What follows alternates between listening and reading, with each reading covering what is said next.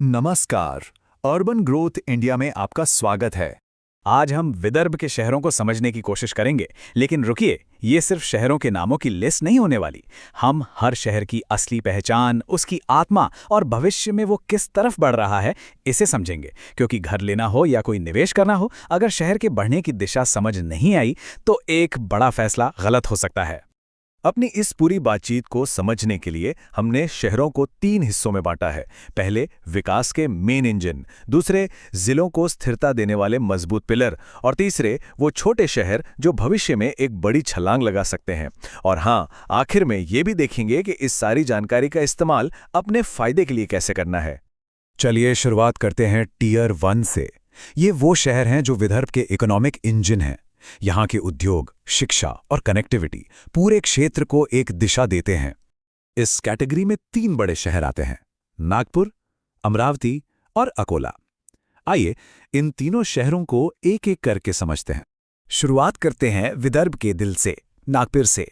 महाराष्ट्र की उपराजधानी और संतरों के शहर के तौर पर तो हम सब इसे जानते ही हैं, पर इसके अलावा ये विदर्भ का सबसे बड़ा और सबसे अहम शहरी केंद्र है, जहां से पूरे इलाके की धड़कन चलती है। नागपुर की आबादी है करीब 33,16,000। ये आंकड़ा ही अपने आप में बताता है कि ये शहर कितना बड़ा है। चाहे एजुकेशन हो या इंडस्ट्री, नागपुर ही विदर्भ का सेंटर पॉइंट है। नागपुर के बाद नंबर आता है अमरावती का। इस शहर की एक खास पहचान ये है कि ये भारत के स्मार्ट सिटी मिशन का हिस्सा है। मतलब यहाँ भविष्य के विकास के लिए एक योजना के तहत काम चल रहा है। और कनेक्टिविटी तो बहुत अच्छी है। रोड, रेल और हवाई मार्ग सब कुछ देश के बड़े शहरों से जुड़ा हुआ है। यहाँ की आबादी है लगभग 8,91,000। इस आंकड़े के साथ अमरावती विदर्भ का दूसरा सबसे बड़ा शहर बन जाता है। टियर 1 में तीसरा शहर है अकोला। कपास के बड़े कारोबार की वजह से अकोला को कॉटन सिटी के नाम से भी जाना जाता है। ये शहर मोरना नदी के किनारे बसा हुआ एक जरूरी कमर्शियल सेंटर है। अकोला की आबादी करीब करीब 5,86,000 है। संक्षेप में कहें तो नागपुर, अमरावती और अकोला, ये तीनों शहर मिलकर विदर्भ के विकास की एक मजबूत नींव रखते हैं। अब हम टियर 2 शहरों की तरफ चलते हैं। ये शहर अपने अपने जिलों के हेडक्वार्टर हैं। ये टियर 1 के बड़े शहरों को सपोर्ट देते हैं और पूरे क्षेत्र में विकास का एक बैलेंस बनाए रखते हैं। यहाँ ग्रोथ की रफ्तार स्थिर और लगातार बनी रहती है। इस ग्रुप में चंद्रपुर, गोंदिया, यवतमाल, वर्धा और भंडारा जैसे शहर शामिल हैं। ये सभी शहर एडमिनिस्ट्रेटिव और रीजनल लेवल पर बहुत अहमियत रखते हैं। इन शहरों को थोड़ा और करीब से देखते हैं। सबसे पहले है चंद्रपुर। आबादी लगभग 4,44,000। ये शहर अपने घने जंगलों और अपनी ऐतिहासिक विरासत के लिए जाना जाता है। फिर आता है गोंदिया। आबादी 1,71,000।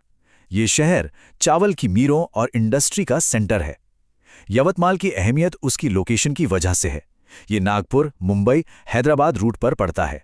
और वर्धा, जिसका पुराना नाम इंद्रपुरी था, ये एक शांत और स्थिर शहर है जो अपने जिले को सहारा देता है।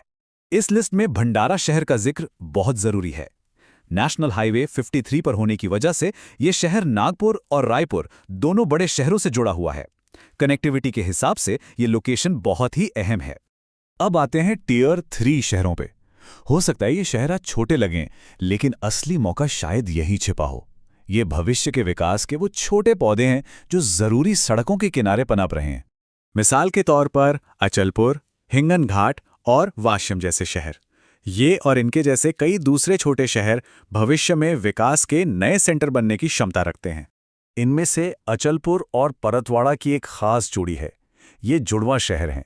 सतपुड़ा की पहाड़ियों के नीचे महाराष्ट्र मध्य प्रदेश बॉर्डर पर बसे हैं। इनकी आबादी भी लगभग 1.5 लाख है। इनकी ज्योग्राफिकल लोकेशन इन्हें एक अलग पहचान देती है। तो फिर इस सारी जानकारी का क्या करें? बस सुनकर भूल जाएं? नहीं, ये जानकारी सिर्फ आंकड़े नहीं हैं। ये हमारे अगले बड़े फैसले के लिए एक फ्रेमवर्क है, एक दिशा है। 3 बातें ध्यान में रखनी है। पहली, नागपुर जैसे बड़े शहरों और उनकी कनेक्टिविटी कैसी है, इस पर गौर करें। दूसरी, चंद्रपुर और वर्धा जैसे जिला केंद्रों के स्थिर महत्व को समझें। और तीसरी, अचलपुर और हिंगनघाट जैसे उभरते शहरों पर नजर बनाए रखें, क्योंकि भविष्य में विकास का मौका वहां हो सकता है। क्योंकि आखिर में एक बात हमेशा याद रखनी चाहिए, अगर शहर के विकास की दिशा सही सही समझ आ जाए तो हमारे फैसले आमतौर पर गलत नहीं होते। शहरों के विकास से जुड़ी ऐसी ही भरोसेमंद जानकारी पाने के लिए अर्बन ग्रोथ इंडिया चैनल को सब्सक्राइब करके रखें। अगली बार एक नए शहर के विश्लेषण के साथ मिलेंगे।